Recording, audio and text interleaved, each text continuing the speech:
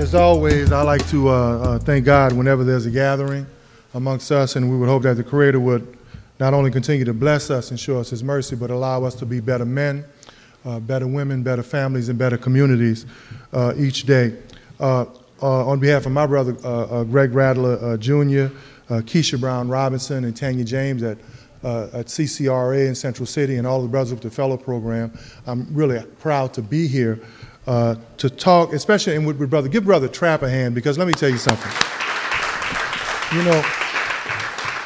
You know, my time in the joint, y'all can laugh, I'm cool with that. My time in the joint may have took some years off me, and I may look a little young, but I'm an old dude, yeah. I ain't young as some of y'all think I am. And I say that because when I see young men like Trapp and Greg and some of the young brothers who are here and the young brother in the back, man, my heart feels good.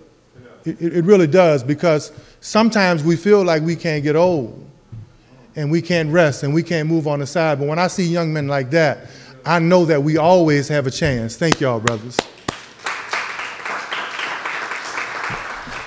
To Greg and Mr. Spears and Baba Luda and Mr. Mo and Brother Knowledge, thank you guys for always participating, and Karen and Teddy.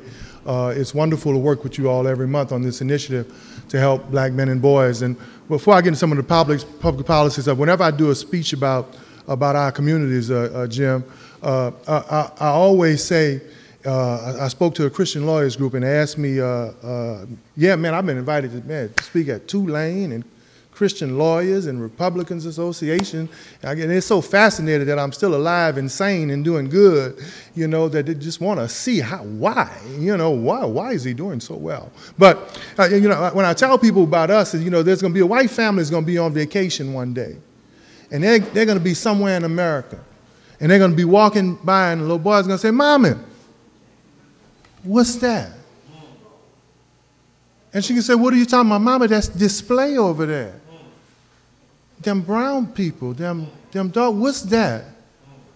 And Mama's gonna say, "Come here, let me talk to you." "Oh, that's a black family." You hear me? And she said, "Well, Mommy, where are they?" "Well, let me tell you what happened, baby. They used to be all over. We started with that man. We started 2 off beef patties, special sauce, lettuce, cheese, pickles, onions on a sesame seed, bunning him a long time ago, socially conditioning him and subliminally marketing and conditioning and brainwashing him a long time ago. Now this was after slavery, son. And then we started incarcerating him and getting him to kill each other, and then we got him on drugs, and then we got him unhealthy, and then we got him to abandon his women.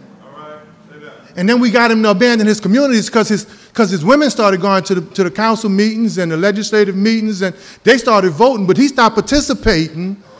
So then we just wiped him out. And she said, "Well, what about that lady with the long hair?" Well, we started working on her next. And then we started incarcerating her, 1 out of every 8 sisters. "Yeah, well, what about them 2 little ones, Mama?" "Oh, we got them."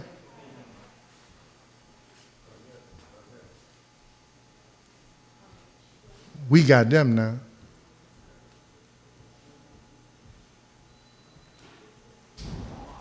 You guys understand that? That's what the statistics in the 2025 initiative predict are going to happen to our families at some point in the future, while we have these battles amongst each other with brother versus brother and sister versus brother and X versus X. That's what we have to avoid. Public policy. This is the definition of public policy. Public policy is a purposeful and consistent course of action produced as a response to a perceived problem of a constituency, formulated by a specific political process, and adopted, implemented, and enforced by a public entity or agency. We got that? Okay, it's a course of action produced for a particular constituency or issue that causes a public action that's adopted or enforced by an entity or an agency. That's public policy. This is the definition of public policy for African Americans. This is the one we develop at the Fellows. It is an inconsistent course of action produced by individuals and systems that maintain the status quo or seek to end or discontinue any gains or advancements for African Americans.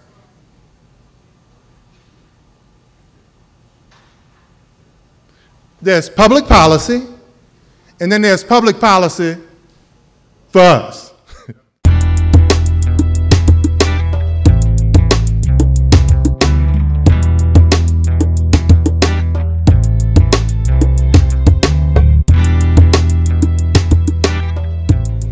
We're just going to talk about some of these issues of violence and how some of us who have lost loved ones as a result of violence in the city will get a chance to express how we feel about things in the city right now and how we can improve things, right? What we're going to do first is invite Brother Norris and Dr. Kimberly into the fishbowl, into the circle.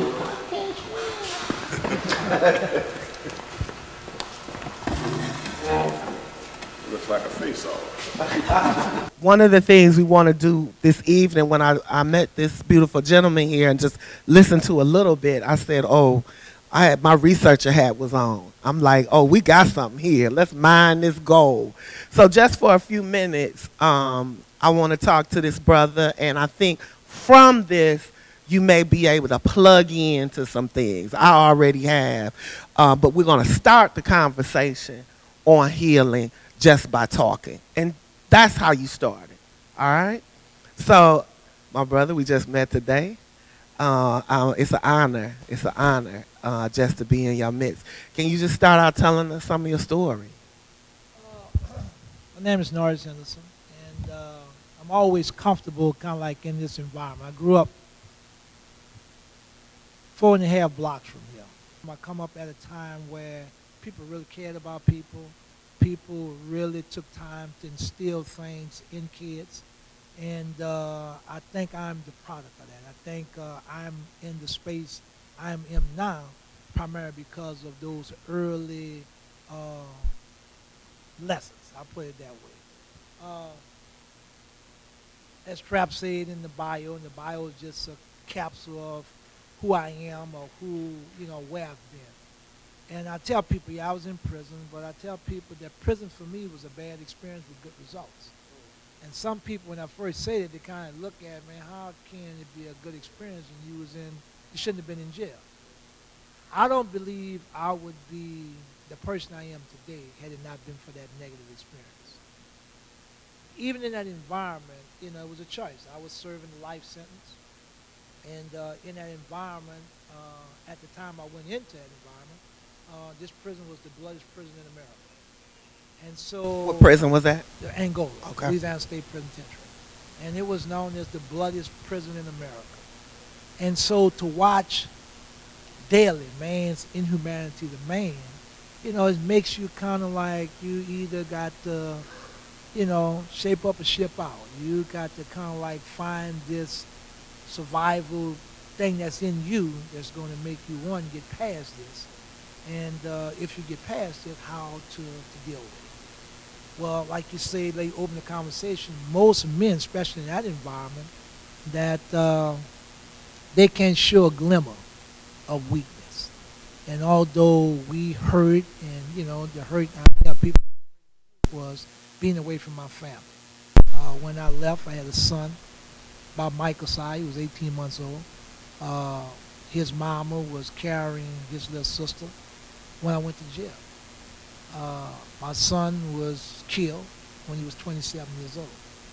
And although I had thousands of conversations with him on the phone, he visited with his mom until he got old enough to come on his own. Matter of fact, I saw him 8 days before he got killed. And I think that was the hardest part about it. It was almost like, I don't know how I would have kind of like turned out had it not been for at least I got a chance to see him and have kind of like one of those, father-son conversations. Well, okay, you're not a kid no more. It's time for you to, kind of start doing some things. And I reflect on that, and I think that's the healing, because as I was mentioning earlier, I don't think I've never had the opportunity to grieve.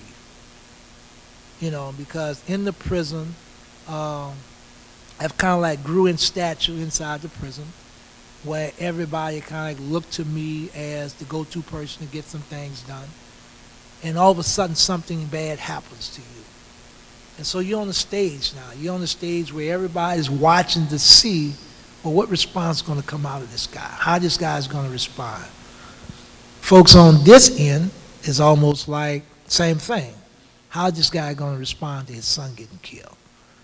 And so at this time, I'm trying to not only hold me together, but my brother in the prison with me. You know, this is his only nephew. It's like trying to hold him together. Same time trying to hold his mama, his sisters, his aunts. And so it's like at this point, you got to step up in a way whereas everything else is secondary. And so at that time, I completely just forgot about me. It was all about trying to make this thing, get through this thing, get through the funeral and everything in a way that I am whole, but at the same time, they can deal with it.